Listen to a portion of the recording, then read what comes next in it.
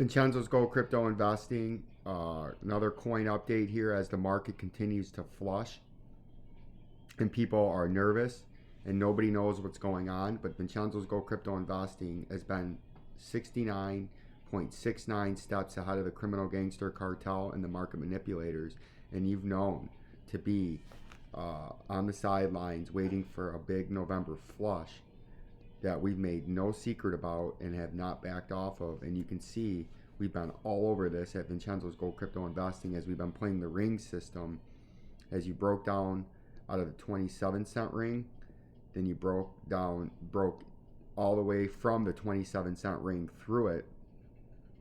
As we zoom in and make these a little bit bigger so you can see what I'm talking about. See that? And then we're going to bring in the color back. See this? Here's what we're talking about.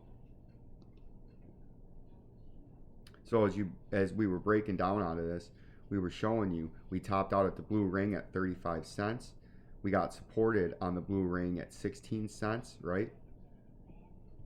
Then as we get to here, let's get this color out of here. I won't let me click that. Fine, then delete if you won't let me click it. Then we got bought back up. Had support and resistance on the 17-cent ring, right? Then we topped out at 35 cents. Then we came down, got supported on the 200-day, the blue ring, wrote it down, got supported, kicked up. Then we were in this descending triangle, right? Within this, we were in this symmetrical triangle within this blue ring system where we topped out once, twice, 3 times, 4 times, 5 times, and got supported once. We got supported at the 16-cent, the 17-cent, the 30-cent, right here. And then we got supported again right here the last time. But the technical target out of a symmetrical triangle is from the top of the triangle to the bottom of the triangle to the point of a breakout. We're all over the place today because we got a lot of things that we're talking about. And then if you pull this out, you can see that brings you to bankruptcy, right? The technical target, obviously it wouldn't go that far. It's because I have, the scales, it's such a big scale difference from there to here, right? Just like if we zoom up. But it would essentially be, another way to do this would be, because I'm in the logarithmic, would be a 58% move down, and a 58% move down would be from the point of the breakout. 58% would get us, look at that, right to the top of the shithouse. So this would be your technical target, right? Right there.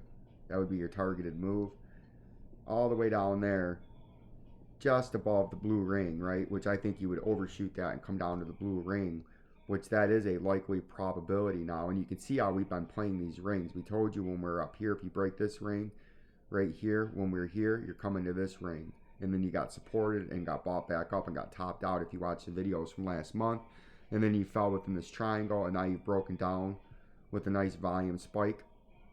But what likes to happen now, just like XRP a few weeks ago, is before we move on from this coin, is they like to get bought back up, and we need to zoom in to a closer time frame. That's why we always start from the far out time frame and work our way in to make it super simple and easy. Now what they like to do, like you're seeing, is they get bought back up and back test this major overhead resistance now that used to be underneath support when we were trading within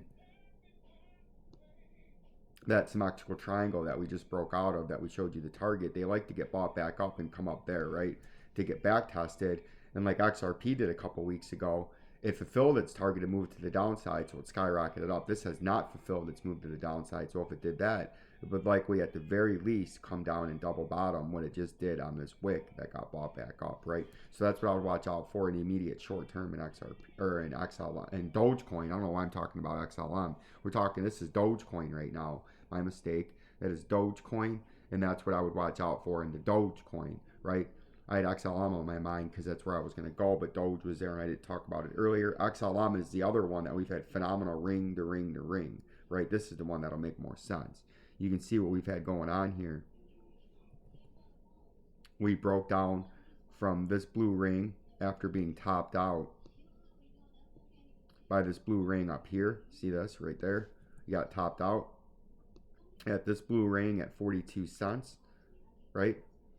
Then you came all the way down to your underneath support at 36 cents on the blue ring that we forecasted.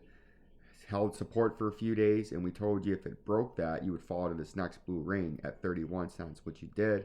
Then you got bought back up to the moving averages, back tested the blue ring back here, and we told you if you fell through that blue ring, you would come down to the next blue ring, and that was 29 cents. And then you did, got bought back up like they like to do, came down to the moving average, came up for a double top right here and got rejected by the ring. And we told you again, if you broke that ring, whether you broke it here or here, your next underneath target is the blue ring below you, right? Because you're playing the rings. And look where it came down to. Came right down to the blue ring below at 27 cents. Hit the target beautifully, right? See that? See how super simple and easy that is?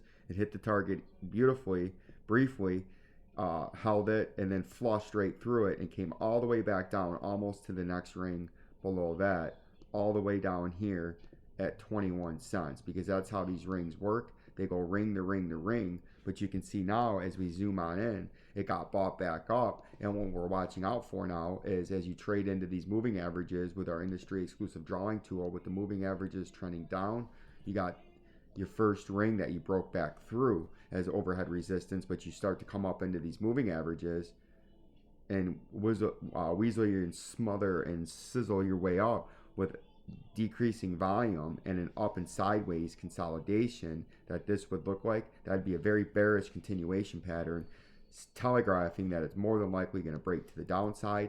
And that's what we think at Vincenzo's Gold Crypto Investing is going to happen on XLM.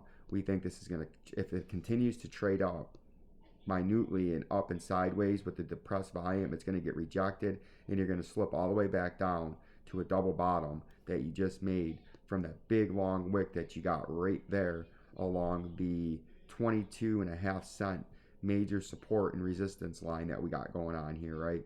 We don't need this there. That can go away.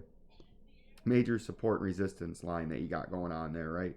Right here at the blue ring is your major support that I think if you came back down for a double bottom, you would breach that and come down to the 20 cent level, right?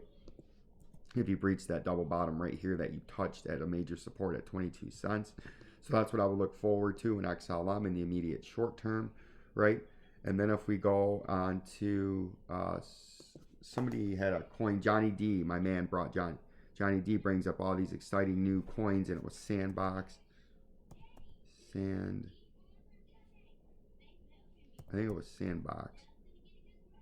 Yep, there it is. Sandbox USD. So we'll get that in here, and then we'll bring this up, and I'm sure Johnny D's bringing it into the light. It's probably a new exciting coin because he contributes massively to the channel with these new coins, and this one's actually had a phenomenal pump. Let's see, zoom out some more. Go out to the daily time frame.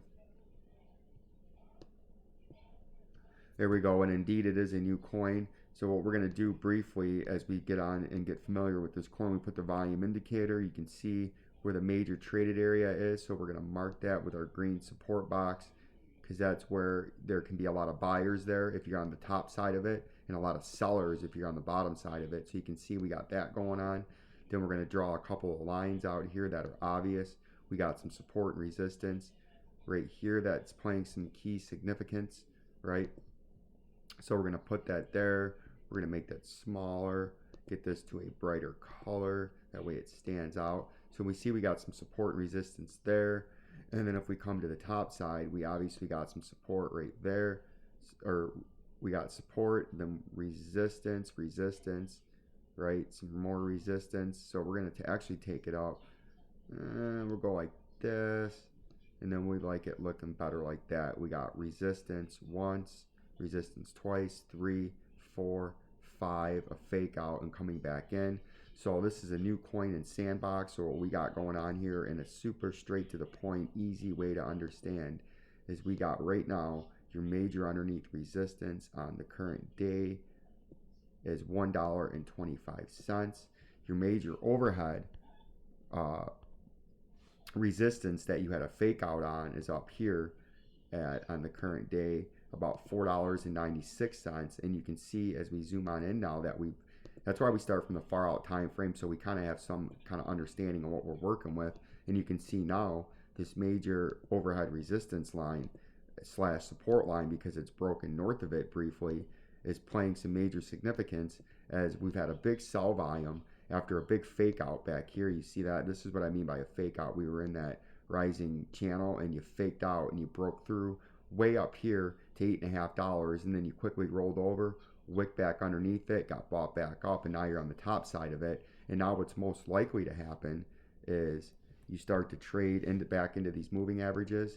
I've seen this once, you've seen it 1,000 times. It gets chopped back down, back test this $4.96 level, major underneath support, and then it breaches it, and then you have a huge flush. Because as soon as you breach that and you can't hold that, and you trade back into this descending or rising channel, and you, as soon as you slip back into here and breach this low, you essentially flush all the way down to this underneath target, right? There's really no in between on stuff like this. You'll flush right back down to this $1.25 level, the $1.30 major underneath support. If you cannot hold these levels up here, there will be nothing that can hold you and sustain the price up at where it's at, and it'll immediately flush, and it'll be an epic collapse down if you can't hold this critical level. And this is exactly why you came down to, on your first flush,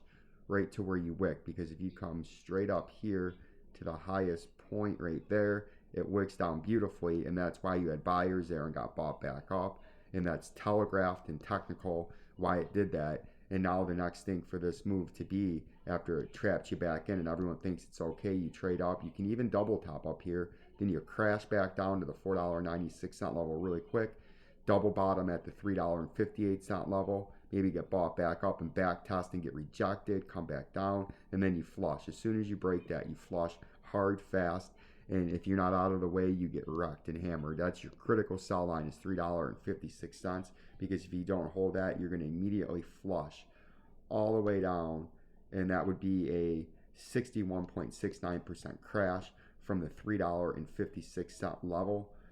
Major underneath support all the way down to your target of $1.37 on an immediate flush. Like, subscribe, and share to Vincenzo's Go Crypto Investing. We appreciate the support. I love interacting with the audience. Peace and love. Peace and love.